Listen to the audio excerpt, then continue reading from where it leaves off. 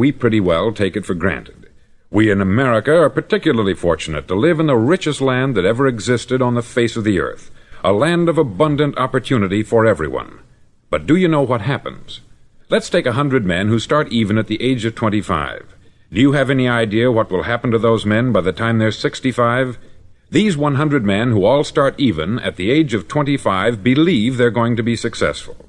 If you asked any one of these men if he wanted to be a success, he'd tell you that he did. And you'd notice that he was eager toward life, that there was a certain sparkle to his eye, an erectness to his carriage, and life seemed like a pretty interesting adventure to him. But by the time they're 65, 1 will be rich, 4 will be financially independent, 5 will still be working, 54 will be broke. Now think a moment. Out of the 100, only 5 make the grade.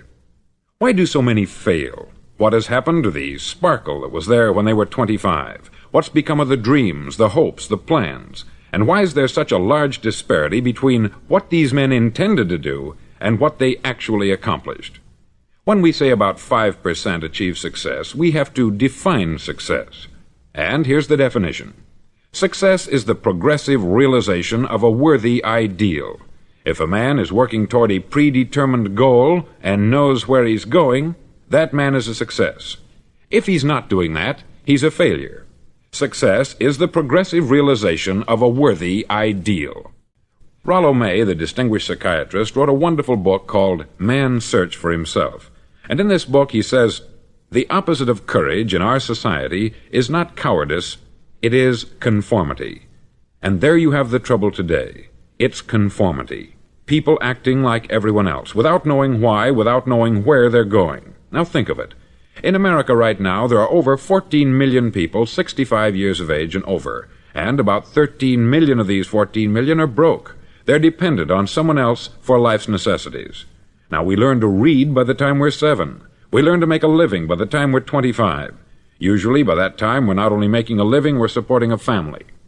And yet, by the time we're 65, we haven't learned how to become financially independent in the richest land that has ever been known. Why? We conform. And the trouble is that we're acting like the wrong percentage group, the 95% who don't succeed. Now, why do these people conform? Well, they don't know, really. These people believe that their lives are shaped by circumstances, by things that happen to them, by exterior forces. They're outer-directed people. A survey was made one time that covered a lot of men, working men, and these men were asked this question. Why do you work? Why do you get up in the morning? 19 out of 20 had no idea. If you ask them, they'll say, everyone goes to work in the morning. And that's the reason they do it, because everyone else is doing it. Now let's get back to our definition of success. Who succeeds? The only man who succeeds is the man who is progressively realizing a worthy ideal. He's the man who says, I'm going to become this, and then begins to work toward that goal. I'll tell you who the successful people are. A success is the school teacher who's teaching school because that's what she wanted to do. The success is the woman who's a wife and mother because she wanted to become a wife and mother and is doing a good job of it. The success is the man who runs the corner gas station because that's what he wanted to do. The success is the successful salesman who wants to become a top-notch salesman and grow and build with his organization. A success is anyone who is doing deliberately a predetermined job because that's what he decided to do deliberately. But only 1 out of 20 does that. That's why today there isn't really any competition, unless we make it for ourselves. Instead of competing, all we have to do is create. Now, for 20 years, I looked for the key which would determine what would happen to a human being. Was there a key, I wanted to know, which would make the future a promise that we could foretell to a large extent? Was there a key that would guarantee a person's becoming successful if he only knew about it and knew how to use it? Well, there is such a key, and I've found it. Have you ever wondered why so many men work so hard and honestly without ever achieving anything in particular, and others don't seem to work hard and yet seem to get everything? They have the magic touch. You've heard them say that about someone. Everything he touches turns to gold. And have you ever noticed that a man who becomes successful tends to continue to become successful, and on the other hand, have you noticed how a man who is a failure tends to continue to fail? It's because of goals. Some of us have them, some don't. People with goals succeed because they know where they're going. Now think of a ship leaving a harbor and think of it with the complete voyage mapped out and planned. The captain and crew know exactly where it's going and how long it will take. It has a definite goal. 9,999 times out of 10,000 it will get to where it started out to get.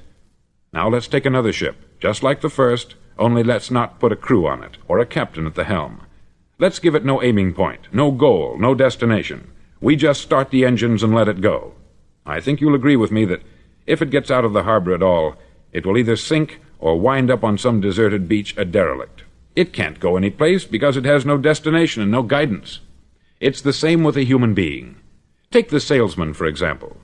There is no other person in the world today with the future of a good salesman. Selling is the world's highest paid profession, if we're good at it and if we know where we're going. Every company needs top-notch salesmen, and they reward those men. The sky is the limit for them. But how many can you find? Someone once said, the human race is fixed, not to prevent the strong from winning, but to prevent the weak from losing. The American economy today can be likened to a convoy in time of war. The entire economy is slowed down to protect its weakest link, just as the convoy had to go at the speed that would permit its slowest vessel to remain in formation. That's why it's so easy to make a living today. It takes no particular brains or talent to make a living and support a family today. So we have a plateau of so-called security, if that's what a person's looking for. But we do have to decide how high above this plateau we want to aim for. Now let's get back to the strangest secret in the world, the story that I wanted to tell you today. Why do men with goals succeed in life, and men without them fail? Well, let me tell you something which, if you really understand it, will alter your life immediately. If you understand completely what I'm going to tell you from this moment on, your life will never be the same again. You'll suddenly find that good luck just seems to be attracted to you. The things you want just seem to fall in line. And from now on, you won't have the problems, the worries, the gnawing lump of anxiety that perhaps you've experienced before. Doubt, fear, well, they'll be things of the past. Here's the key to success, and the key to failure. We become what we think about. Now let me say that again. We become what we think about. Throughout all history, the great wise men and teachers, philosophers and prophets have disagreed with one another on many different things. It is only on this one point that they are in complete and unanimous agreement. Listen to what Marcus Aurelius, the great Roman emperor, said. He said, "A man's life is what his thoughts make of it." Disraeli said this, "Everything comes if a man will only wait. I have brought myself by long meditation to the conviction that a human being with a settled purpose must accomplish it, and that nothing can resist a will that will stake even existence for its fulfillment." Ralph Waldo Emerson said this, "A man is what he thinks about all day long." William James said, "The greatest discovery of my generation is that human beings can alter their lives by altering their attitudes of mind." And he also said, "We need only in cold blood act as if the thing in question were real, and it will become infallibly real by growing into such a connection with our life that it will become real. It will become so knit with habit and emotion that our interest in it will be those which characterize belief." He also said this, "If you only care enough for a result, you will almost certainly attain it. If you wish to be rich, you will be rich. If you wish to be learned, you will be learned. If you wish to be good, you will be good. Only you must then really wish these things, and wish them exclusively, and not wish at the same time 100 other incompatible things just as strongly." In the Bible you read, in Mark 9:23, "If thou canst believe, all things are possible to him that believeth." Dr. Norman Vincent Peale said this, "This is one of the greatest laws in the universe. Fervently do I wish I had discovered it as a very young man. It dawned upon me much later in life, and I've found it to be one of the greatest, if not my greatest discovery, outside of my relationship to God. And the great law, briefly and simply stated, is that if you think in negative terms, you'll get negative results. If you think in positive terms, you will achieve positive results. That is the simple fact which is at the basis of an astonishing law of prosperity and success. In 3 words, believe and succeed." William Shakespeare put it this way, "Our doubts are traitors, and make us lose the good we oft might win. by fearing to attempt. George Bernard Shaw said, "People are always blaming their circumstances for what they are. I don't believe in circumstances. The people who get on in this world are the people who get up and look for the circumstances they want, and if they can't find them, make them." Well, it's pretty apparent, isn't it? And every person who discovered this for a while believed that he was the first one to work it out. We become what we think about. Now, it stands to reason that a person who's thinking about a concrete and worthwhile goal is going to reach it, because that's what he's thinking about. And we become what we think about. Conversely, the man who has no goal, who doesn't know where he's going, and whose thoughts must therefore be thoughts of confusion and anxiety and fear and worry, becomes what he thinks about. His life becomes one of frustration, fear, anxiety, and worry. And if he thinks about nothing, he becomes nothing. Now, how does it work? Why do we become what we think about? Well, I'll tell you how it works as far as we know. Now, to do this, I want to tell you about a situation that parallels the human mind. Suppose a farmer has some land, and it's good, fertile land. Now, the land gives the farmer a choice. He may plant in that land whatever he chooses. The land doesn't care. It's up to the farmer to make the decision. Now, remember, we're comparing the human mind with the land, because the mind, like the land, doesn't care what you plant in it. It will return what you plant, but it doesn't care what you plant. Now, let's say that the farmer has two seeds in his hand. One is a seed of corn, the other is nightshade, a deadly poison. He digs two little holes in the earth, and he plants both seeds, one corn, the other nightshade. He covers up the holes, waters, and takes care of the land, and what will happen? Invariably, the land will return what is planted. As it's written in the Bible, "As ye sow, so shall ye reap." Remember, the land doesn't care. It will return poison in just as wonderful abundance as it will corn. So up come the two plants, one corn, one poison. Now, the human mind is far more fertile, far more incredible and mysterious than the land, but it works the same way.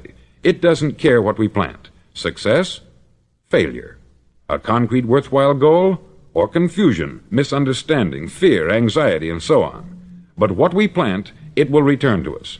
You see, the human mind is the last great unexplored continent on the earth. It contains riches beyond our wildest dreams. It will return anything we want to plant. Now, you might say, well, if that's true, why don't people use their minds more? Well, I think they've figured out an answer to that, too. Our mind comes as standard equipment at birth. It's free, and things that are given to us for nothing we place little value on. Things that we pay money for, we value. The paradox is that exactly the reverse is true. Everything that's really worthwhile in life came to us free. Our mind, our soul, our body, our hopes, our dreams, our ambitions, our intelligence, our love of family and children and friends. All these priceless possessions are free, but the things that cost us money are actually very cheap and can be replaced at any time. A good man can be completely wiped out and make another fortune. He can do that several times. Even if our home burns down, we can rebuild it, but the things we got for nothing, we can never replace. The human mind isn't used merely because we take it for granted. Familiarity breeds contempt. It can do any kind of job we assign to it, but generally speaking, we use it for little jobs instead of big important ones. Universities have proved that most of us are operating on about 10% of our abilities. Decide now, what is it you want? Plant your goal in your mind. It's the most important decision you'll ever make in your entire life. Do you want to be an outstanding salesman, a better worker at your particular job? Do you want to go places in your company, in your community? All you've got to do is plant that seed in your mind. Care for it. Work steadily toward your goal, and it will become a reality. It not only will, there's no way that it cannot.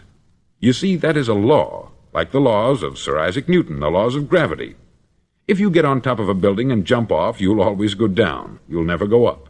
And it's the same with all the other laws of nature. They always work. They're inflexible. Think about your goal in a relaxed, positive way. Picture yourself in your mind's eye as having already achieved this goal. See yourself doing the things you will be doing when you've reached your goal.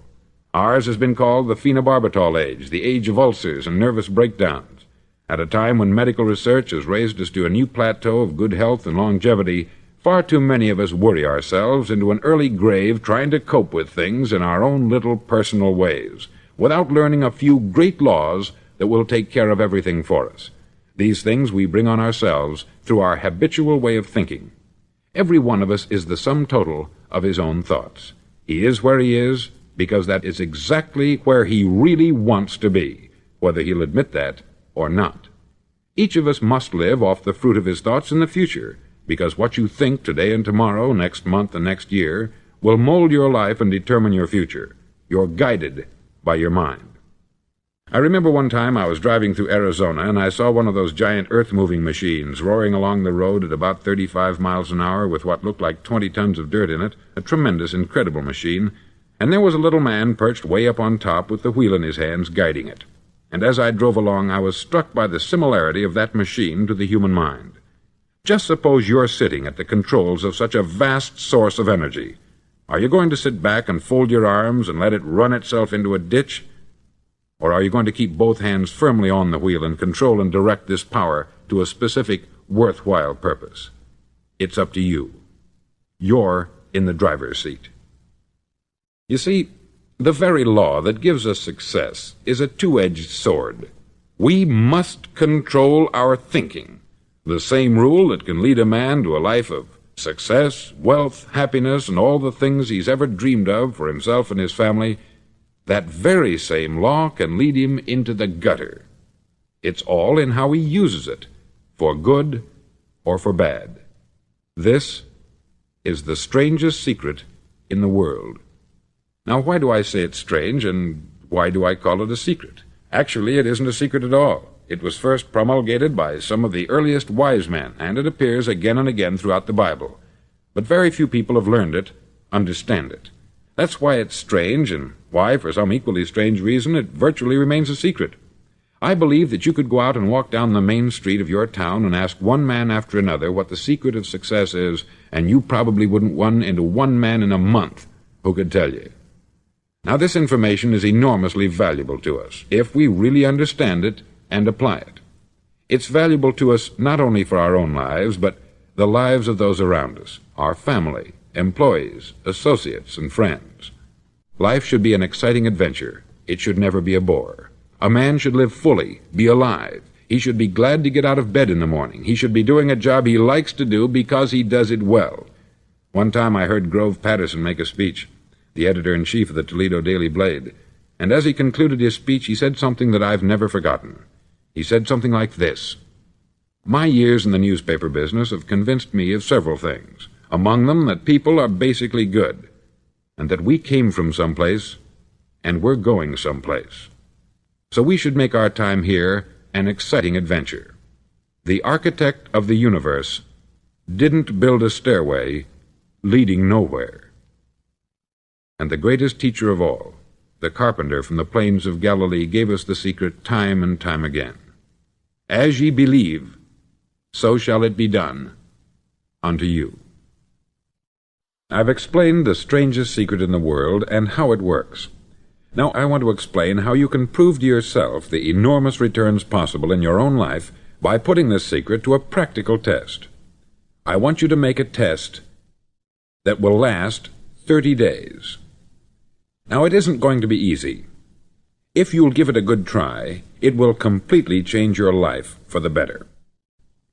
Back in the 17th century, Sir Isaac Newton, the English mathematician and natural philosopher, gave us some natural laws of physics which apply as much to human beings as they do to the movement of bodies in the universe. Now, one of these laws is that for every action, there is an equal and opposite reaction. Simply stated, as it applies to you and me, it means we can achieve nothing without paying the price. The results of your 30-day experiment will be in direct proportion to the effort you put forth. To be a doctor, you must pay the price of long years of difficult study. To be successful in selling, and remember that each of us succeeds to the extent of his ability to sell, selling our families on our ideas, selling education in schools, selling our children on the advantages of living the good and honest life, selling our associates and employees on the importance of being exceptional people, to, of course, the profession of selling itself. But to be successful in selling our way to the good life, we must be willing to pay the price. Now, what is that price? Well, it's many things. First, it's understanding emotionally, as well as intellectually, that we literally become what we think about, that we must control our thoughts if we're to control our lives. It's understanding fully that, as ye sow, so shall ye reap. Secondly, it's cutting away all the fetters from the mind and permitting it to soar as it was divinely designed to do. It's the realization that your limitations are self-imposed, and that the opportunities for you today are enormous beyond belief. It's rising above narrow-minded pettiness and prejudice.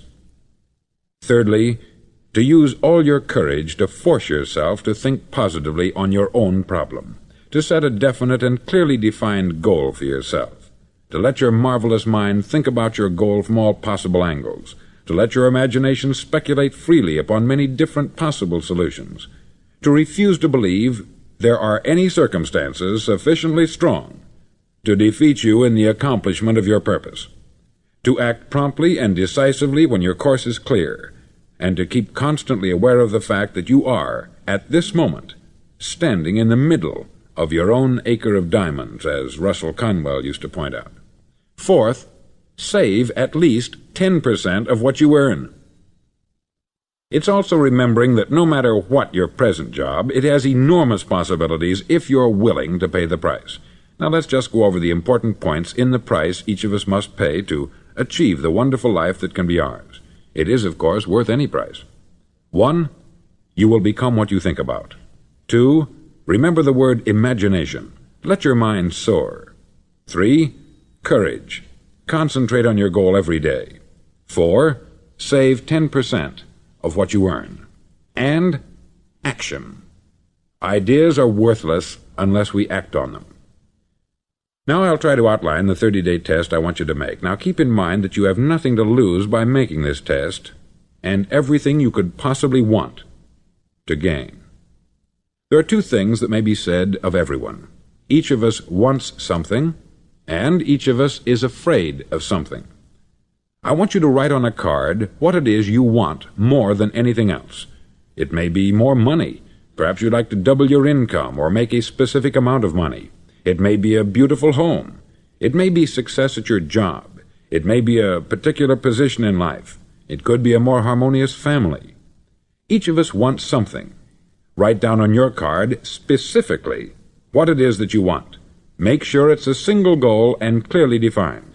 You needn't show it to anyone, but carry it with you so that you can look at it several times a day. Think about it in a cheerful, relaxed, positive way each morning when you get up, and immediately you have something to work for, something to get out of bed for, something to live for. Look at it every chance you get during the day and just before going to bed at night. As you look at it, remember that you must become what you think about, and since you're thinking about your goal, you realize that soon it will be yours. In fact, it's yours really the moment you write it down and begin to think about it. Look at the abundance all around you as you go about your daily business. You have as much right to this abundance as any other living creature. It's yours for the asking. Now we come to the difficult part. Difficult because it means the formation of what is probably a brand new habit, and new habits are not easily formed. Once formed, however, it'll follow you for the rest of your life. Stop thinking about what it is you fear. Each time a fearful or negative thought comes into your consciousness, replace it with a mental picture of your positive and worthwhile goal. There will come times when you will feel like giving up. It's easier for a human being to think negatively than positively. That's why only 5% is successful. You must begin now to place yourself in that group. For 30 days you must take control of your mind. It will think only about what you permit it to think. Each day for this 30-day test, do more than you have to do. In addition to maintaining a cheerful, positive outlook, give of yourself more than you've ever done before. Do this knowing that your returns in life must be in direct proportion to what you give. The moment you decide on a goal to work toward, you're immediately a successful person. You're then in that rare and successful category of people who know where they're going. Out of every 100 people, you belong to the top 5. Don't concern yourself too much with how you're going to achieve your goal. Leave that completely to a power greater than yourself. All you have to do is know where you're going. The answers will come to you of their own accord. Remember these words from the Sermon on the Mount, and remember them well. Keep them constantly before you this month of your test. Ask, and it shall be given you. Seek, and ye shall find. Knock, and it shall be opened unto you. For every one that asketh receiveth, and he that seeketh findeth, and to him that knocketh it shall be opened. It's as marvelous and as simple as that. In fact, it's so simple that in our seemingly complicated world it's difficult for an adult to understand that all he needs is a purpose and faith. For 30 days, do your best. If you're a salesman, go at it as you've never done before, not in hectic fashion, but with the calm, cheerful assurance that time well spent will give you the abundance in return you deserve and want. No matter what your job, do it as you've never done it before for 30 days. And if you've kept your goal before you every day, you'll wonder and marvel at this new life you've found. Dorothea Brand, outstanding editor and writer, discovered it for herself and tells about it in her fine book, Wake Up and Live. Her entire philosophy is reduced to the words, act as though it were impossible to fail. She made her own test with sincerity and faith, and her entire life was changed to one of overwhelming success. Now you make your test for 30 full days. Don't start your test until you've made up your mind to stick with it. You see, by being persistent, you're demonstrating faith. Persistence is simply another word for faith. If you didn't have faith, you would never persist. If you should fail during your first 30 days, by that I mean suddenly find yourself overwhelmed by negative thoughts, you've got to start over again from that point and go 30 more days. Gradually your new habit will form until you find yourself one of that wonderful minority to whom virtually nothing is impossible. Don't forget the card. It's vitally important as you begin this new way of living. On one side of the card, write your goal, whatever it may be. On the other side, write the words we've quoted from the Sermon on the Mount. Ask, and it shall be given you. Seek, and ye shall find. Knock, and it shall be opened unto you. Nothing great was ever accomplished without inspiration. See that during these crucial first 30 days, your own inspiration is kept at a peak. Above all, don't worry. Worry brings fear, and fear is crippling. The only thing that can cause you to worry during your test is trying to do it all yourself. Know that all you have to do is hold your goal before you. Everything else will take care of itself. Remember also to keep calm and cheerful. Don't let petty things annoy you and get you off course. Now, since making this test is difficult, some may say, well, why should I bother? Well, look at the alternative. No one wants to be a failure. No one really wants to be a mediocre individual. No one wants a life constantly filled with worry, fear, and frustration. Therefore, remember that you must reap that which you sow. If you sow negative thoughts, your life will be filled with negative things. If you sow positive thoughts, your life will be cheerful, successful, and positive. Now, gradually, you will have a tendency to forget what you've heard on this record. Play it often. Keep reminding yourself of what you must do to form this new habit. Gather your whole family about and listen to what's been said here at regular intervals. You know, most men will tell you that they want to make money without understanding the law. The only people who make money work in the mint. The rest of us must earn money. This is what causes those who keep looking for something for nothing or a free ride to fail in life. The only way to earn money is by providing people with services or products which are needed and useful. We exchange our product or service for the other man's money. Therefore, the law is that our financial return will be in direct proportion to our service. Success is not the result of making money. Making money is the result of success, and success is in direct proportion to our service. Most people have this law backwards. They believe that you're successful if you earn a lot of money. The truth is that you can only earn money after you're successful. It's like the story of the man who sat in front of the stove and said to it, "Give me heat, and then I'll add the wood." How many men and women do you know, or do you suppose there are today, who take the same attitude toward life? There are millions. We've got to put the fuel in before we can expect heat. Likewise, we've got to be of service first before we can expect money. Don't concern yourself with the money. Be of service. Build, work, dream, create. Do this, and you'll find there's no limit to the prosperity and abundance that will come to you. Prosperity is founded upon a law of mutual exchange. Any person who contributes to prosperity must prosper in turn himself. Sometimes the return will not come from those you serve, but it must come to you from someplace, for that is the law. For every action, there is an equal and opposite reaction. As you go daily through your 30-day test period, remember that your success will always be measured by the quality and quantity of service you render, and money is a yardstick for measuring this service. No man can get rich himself unless he enriches others. There are no exceptions to a law. You can drive down any street in America and from your car estimate the service that's being rendered by the people living on that street. Had you ever thought of this yardstick before? It's interesting.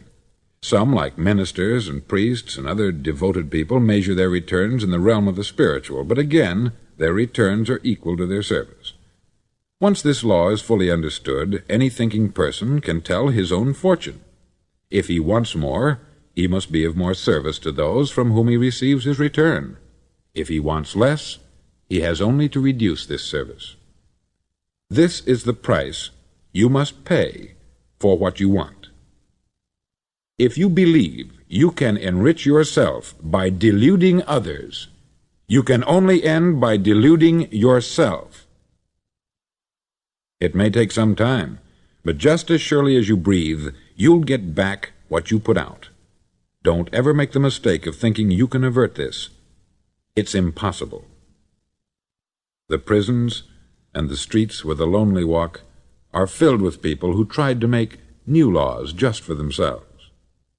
We may avoid the laws of man, but there are greater laws that cannot be broken.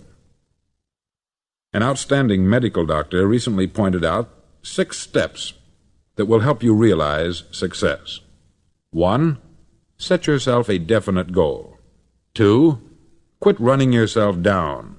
3. Stop thinking of all the reasons why you cannot be successful, and instead think of all the reasons why you can. 4. Trace your attitudes back through your childhood and try to discover where you first got the idea you couldn't be a success, if that's the way you've been thinking.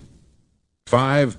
Change the image you have of yourself by writing out a description of the person you would like to be. And 6. Act the part of the successful person you have decided to become. The doctor who wrote those words is a noted West Coast psychiatrist, David Harold Fink, M.D. Do what all experts since the dawn of recorded history have told you you must do. Pay the price by becoming the person you want to become. It's not nearly as difficult as living unsuccessfully. Make your 30-day test. Then repeat it. Then repeat it again. Each time it will become more a part of you until you'll wonder how you could ever have lived any other way. Live this new way, and the floodgates of abundance will open and pour over you more riches than you may have dreamed existed. Money? Yes, lots of it. But what's more important, you'll have peace. You'll be in that wonderful minority who lead calm, cheerful, successful lives. Start today. You have nothing to lose, but you have a life to win.